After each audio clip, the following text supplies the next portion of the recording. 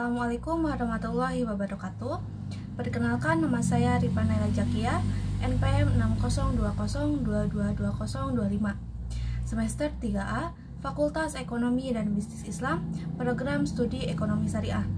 Video ini ditujukan untuk memenuhi tugas mata kuliah aplikasi komputer, ekonomi bisnis dengan dosen pengampu Bapak Dr. Haji Saptaning Ruju Paminto, SPMH. Di sini, saya akan menjelaskan mengenai hukum e-commerce, keamanan, dan cyber law. Hukum e-commerce terbagi menjadi dua, yaitu hukum e-commerce di Indonesia dan hukum e-commerce internasional. Hukum e-commerce di Indonesia secara signifikan tidak mengcover aspek transaksi yang dilakukan secara online. Akan tetapi, ada beberapa hukum yang bisa menjadi pegangan untuk melakukan transaksi secara online ini.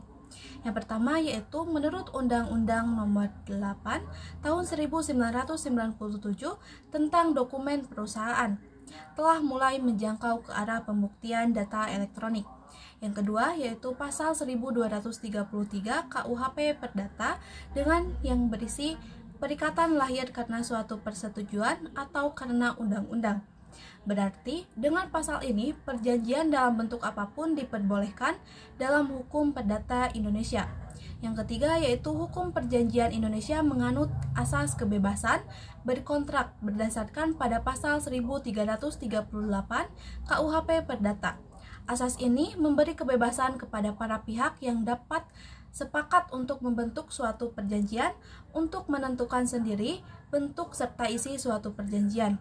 Dengan demikian, para pihak yang membuat perjanjian dapat mengatur sendiri hubungan hukum di antara mereka.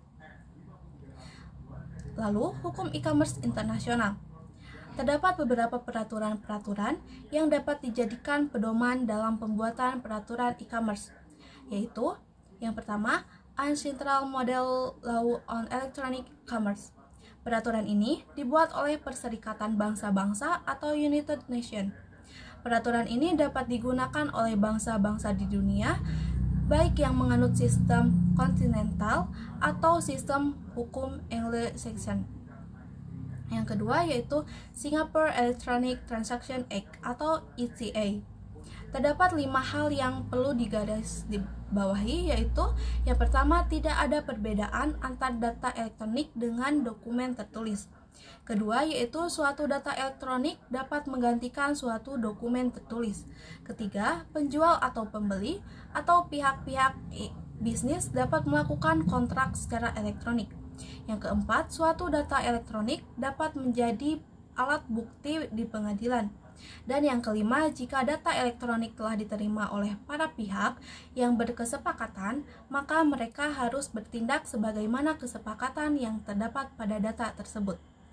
Yang ketiga yaitu EU Direct on Electronic Commerce. Peraturan ini menjadi undang-undang pada tanggal 8 Juni tahun 2000.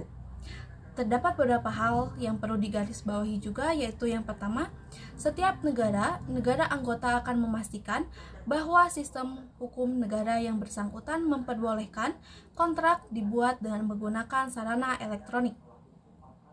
Kedua, para negara anggota dapat pula membuat pengecualian. Terdapat ketentuan dalam hal ini juga, yaitu yang pertama, kontrak untuk membuat atau mengalihkan hak atas real estate. Kedua, kontrak yang diatur di dalam hukum keluarga. Ketiga, kontrak penjaminan. Yang keempat, kontrak yang melibatkan kewenangan pengadilan. Selanjutnya kita akan membahas mengenai cyber law. Cyber law adalah aspek hukum yang istilahnya berasal dari cyberspace law, yang ruang lingkupnya meliputi setiap aspek yang berhubungan dengan orang perorangan atau subjek hukum yang menggunakan dan memanfaatkan teknologi internet yang dimulai pada saat online dan memasuki dunia cyber atau dunia maya.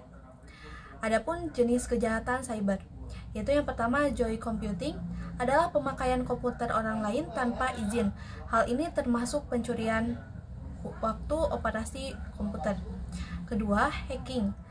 Hacking adalah mengakses secara tidak sah atau tanpa izin dengan alat suatu terminal. Ketiga, yaitu the Trojan horse, manipulasi data atau program dengan jalan mengubah data atau instruksi pada sebuah program, menghapus, menambah, menjadikan tidak terjangkau dengan tujuan untuk kepentingan pribadi atau kepentingan orang lain. Yang keempat yaitu data leakage, adalah menyangkut bocornya data keluar, terutama mengenai data yang harus dirahasiakan. Yang kelima yaitu data diddling, yaitu suatu perbuatan mengubah data valid atau sah dengan cara tidak sah, mengubah input atau output data. Yang keenam yaitu two-first-stage data communication atau diddling, yaitu penyanyian data komputer. Yang ketujuh yaitu software privacy, yaitu pembajakan perangkat lunak terhadap hak cipta yang dilindungi haki. Adapun aspek hukum terhadap kejahatan cyber, dalam kaitannya dengan penentuan hukum yang berlaku, dikenal beberapa asas yang biasa digunakan, yaitu yang pertama, asas subjective territoriality.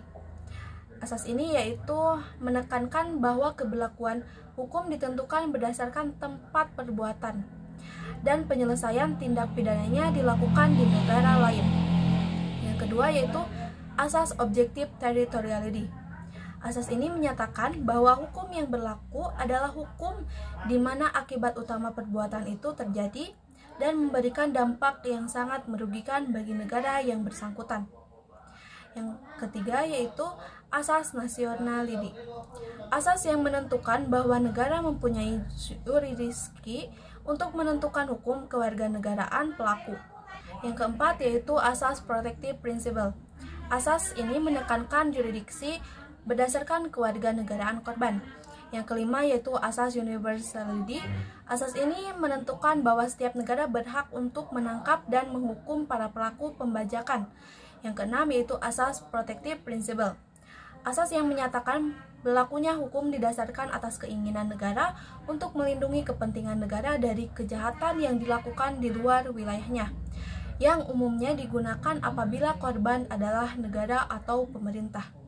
Baik, itu saja yang dapat saya sampaikan. Kurang lebihnya mohon dimaafkan.